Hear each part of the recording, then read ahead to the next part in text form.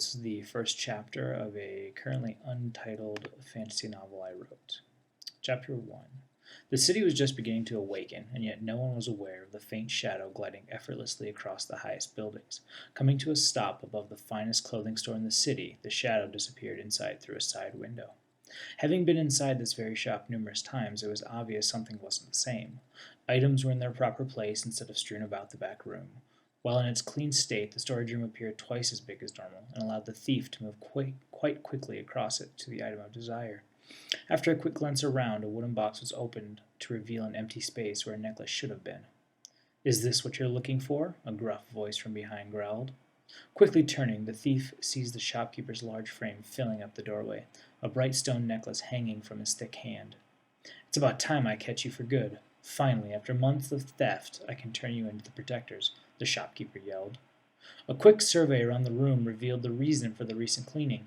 There was absolutely nothing to hide behind, throw around, or use as a distraction. In the past, escapes had been easy with the aid of large piles of mess to hide in or expensive items to throw as a distraction, but today would be much tougher. "I see you've noticed I did a little renovation after our last encounter. There will be no escape for you this time, so you may as well just make it easy on both of us," the shopkeeper stated. Behind a thick black cowl, little could be seen of the thief, revealing only a slight smile at the latest statement. With a quick flourish, the black figure darted towards the same window it entered through, only to be blocked halfway across the room by the shopkeeper's burly figure. "Just give up," bellowed the shopkeeper, as it swung its large fist towards the shadow's head, barely missing as the black figure slid between his legs. The running slide threw the shopkeeper off guard and allowed the thief to dive out the window onto a neighboring roof. Thinking the chase over, the thief was more than a little surprised to hear a loud thud as the shopkeeper made the 4-meter leap across the roofs, landing quite ungracefully. "You think you can escape me that easily? Like I already said, you will be turned in today, once and for all." And with that, the shopkeeper charged forward. Quickly turning and darting across the roofs, the thief realized the shopkeeper may be right. Coming up very quickly was the end of this block, and there was no way to make the jump across to the next one. Skidding to a halt, the thief turned to face the shopkeeper. "I told you, you can't win today. I've scouted out every possible escape. You may as well lower that cowl and reveal who you are," bellowed the shopkeeper across the 10 meters that separated them. Glancing around quickly, the thief turned back and could only smile at the shopkeeper before waving goodbye and dropping the 3 stories to the ground below. Rushing to the edge of the building, the shopkeeper could hardly believe someone would choose to take their own life over being turned into the protectors. At first he saw nothing, but at that moment a figure burst from the massive pile of furs on the ground being prepped by the tanner for today's work. With a quick salute to the shopkeeper, the dark figure darted down the nearby alleyway and was out of his grasp yet again. Luck must have been on the thief's side today, for that pile of furs to be there when most needed. After the darkness of the alleyway had fully consumed the black figure, and the shopkeeper's ranting was far in the distance, only then did Eleni feel comfortable pulling back her cowl and stashing her black cloak into the recess in the buildings. While it wasn't necessarily illegal for someone to own a black cloak in the city limits, it would definitely draw attention. Many years ago, while struggling in the Great Wars, her people had forsaken the stealthy arts for a more prideful approach, or at least that is what they taught each generation of warriors. Despite this, Eleni had always been much better at sneaking around than a straightforward fight. Most people attributed her lack of physical prowess to the fact that she was a female in a male-dominated profession, while others simply believed she was just innately weak. But she knew the truth. Deep down she knew she may not be the strongest, but someday she would become the best protector the city had ever seen. At that moment, the clock tower rang out several times, signaling to her that she was also very late for today's training, and she darted through the remaining streets to the training facilities. Coming around the last corner, the magnificent sight of the training hall came into full view. 2 colossal stone protectors standing ever vigilant on either side of the giant entrance. Not a single person was to be found wandering outside, as class had already started, and punishment for tardiness was quite severe. As Eleni quickly and quietly walked through the hallway towards her room, a familiar face leaned against the wall just a few paces outside the doorway. "Namus, what are you doing? You're going to be counted late too, and then we will both be in trouble," scolded Eleni. "I already checked in. I just told them I forgot something in my locker," Namus said with a grin. They frequently covered for one another in matters of tardiness. Without another word, Namus winked at Eleni and signaled for her to wait in the hallway for his cue. Walking into the classroom, Namus thanked his good luck that the instructor hadn't finished attendance yet. Instead of taking his seat, he walked straight up to the instructor and began a long-winded argument about the effectiveness of 2 small weapons versus 1 large one. Days like today, Lenny was glad she was the quietest and quickest among her class. While they were all entranced with Nemus's debate with the instructor, she easily slid into the back of the room and took her seat near the window overlooking the great arena. The same arena she would hopefully be graduating from within just a few short weeks. Noticing Eleni in her seat, Nemus quickly ceded his argument to the instructor and took his seat, not wanting to further infuriate the already short-fused instructor Kamo. Despite being the last day before her class's final test, it was going to be a long day, and an even longer 2 weeks. On the other side of the facility, Eleni's younger brother was also in a lecture learning about history, government, and oddly enough, birth. "And that is how we as a race came into existence," his teacher exclaimed. "So when the world was about to end, our ancestors nobly hid in the rocks?" inquired Traynor. "Well, they didn't hide. The crux was a terrible time of an unpredictable nature. When the meteor struck and it looked like the world was ending, they viewed the mountains as the safest place to be," the teacher clarified. "They also say how terrible the crux was. But what was it exactly? It doesn't seem like it could have been that bad if people running to the mountain survived," blurted out Traynor. At that, the entire class gasped and turned to see the look on Mrs. Lear's face, which was at this point a most unflattering shade of purple. "Why, you insolent little child, our ancestors were under a great deal of stress.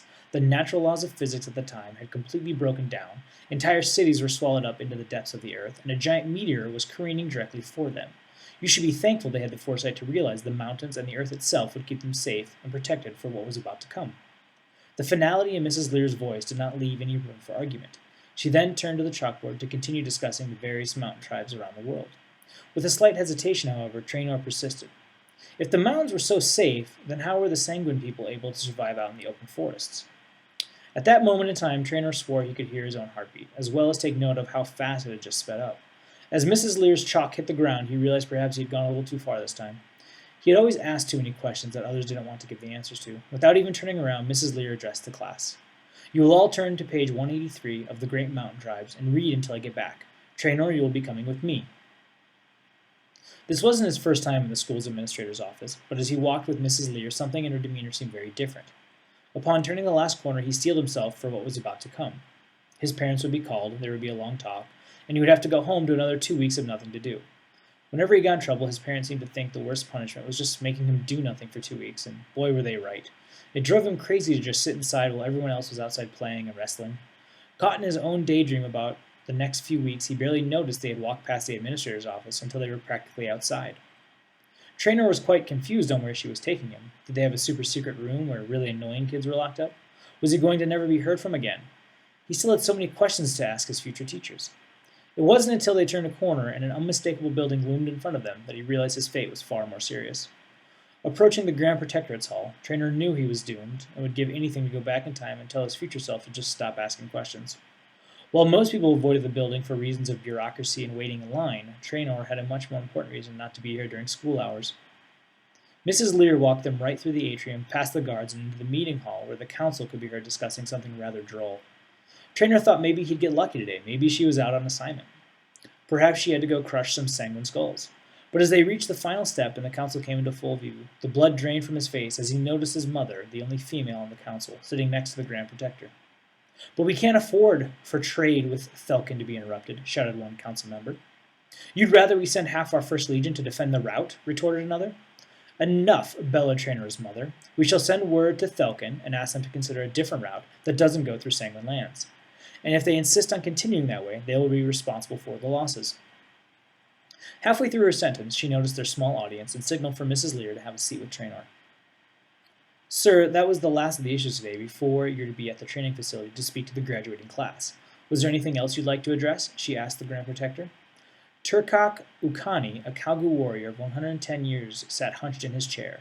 Upon death, the Kalgu turned to stone, and Traynor was certain Turtok would crumble to the ground any minute.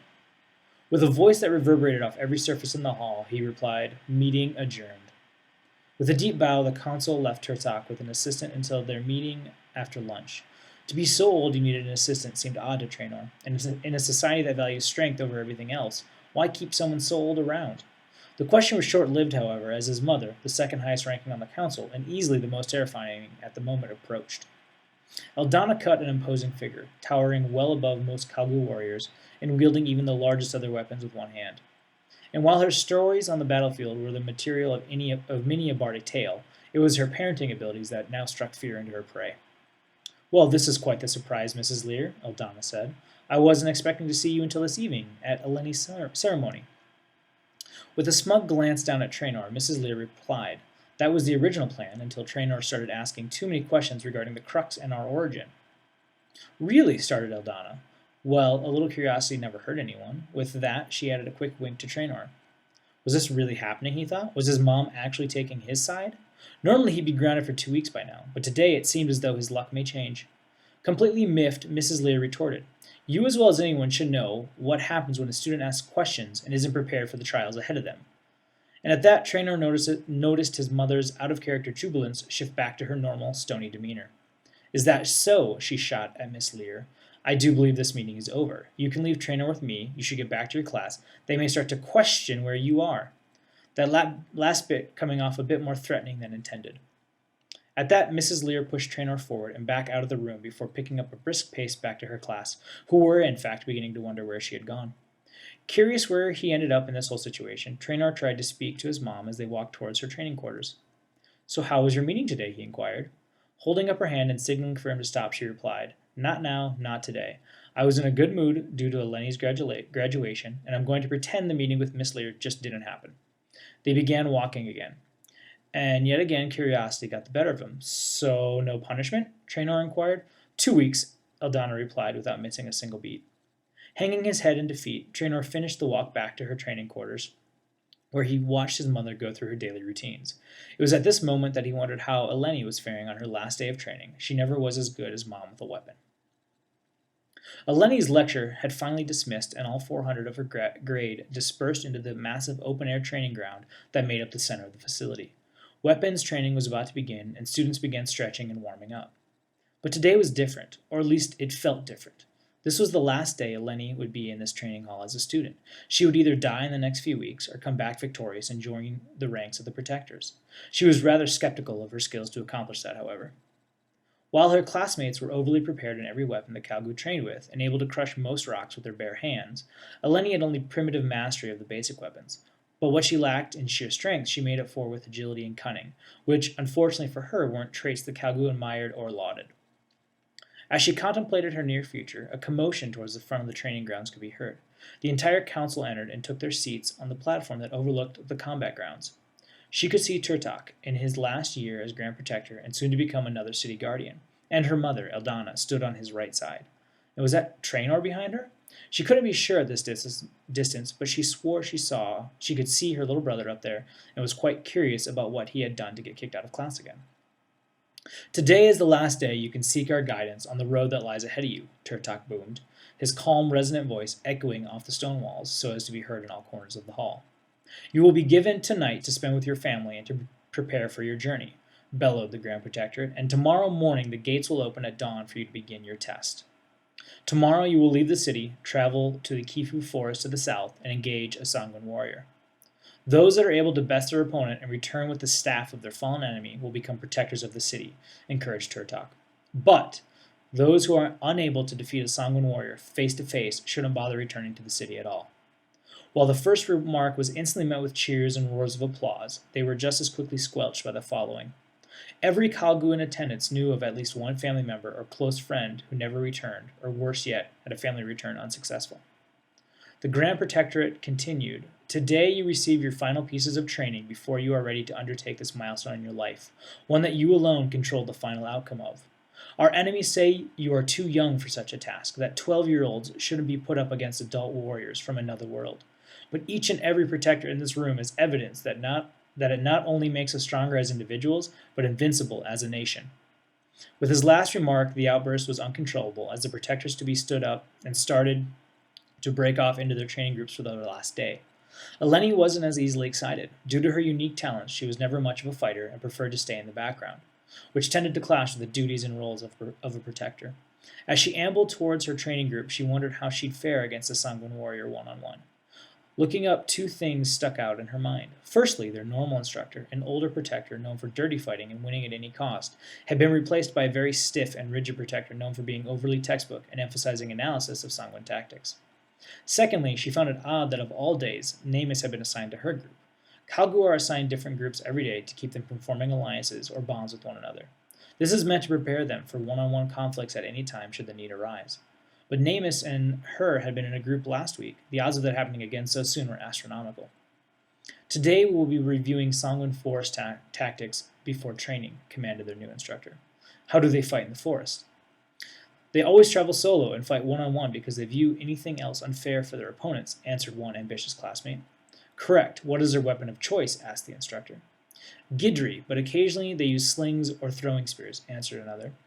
Upon Gidri being mentioned, Eleni's attention was piqued. Not a lot was known about the mysterious staff wielded by the Sangwon. Perhaps this instructor could fill in a little more than the last. Raising her hand, Eleni thought over the question in her head. What is your question? The instructor asked stiffly. Well, it's about the Gidri. What exactly is it? Asked Eleni hesitantly. Answering as if he were a talking textbook, the instructor replied, It is the staff that all Sangwon carry with them from birth. It is also the staff you must take upon killing them to create your protector's hammer. I know that, but what is it? Where does it come from? Eleni asked persistently. It's their staff. They all have one, which is why it's their primary weapon, reinforced the instructor. But why can our birthstone meld with it? She asked, referring to the stone that all Kalgu were born with. She'd often wondered why and how Kalgu were literally born from the stone. But what made even less sense was how their birthstones could mysteriously meld with the Sangwon's staffs to make a very formidable weapon. It is simply the way nature works. Our job is to protect and not to question, replied the instructor, bordering on anger. Any other questions pertinent to today's training? Having received nothing new from her first exchange with the instructor, Eleni chose to keep her questions to herself the rest of the day, hoping they'd sort themselves out eventually. The rest of the lesson went on in a rather mind-numbing fashion. At one point, some excitement ensued when Namus tried arguing with the instructor about something that was supposedly taught the year before, but even that was short-lived. After a long day and a reminder of tomorrow's, the class was dismissed for the day to get some rest and spend time with their families. End of Chapter 1.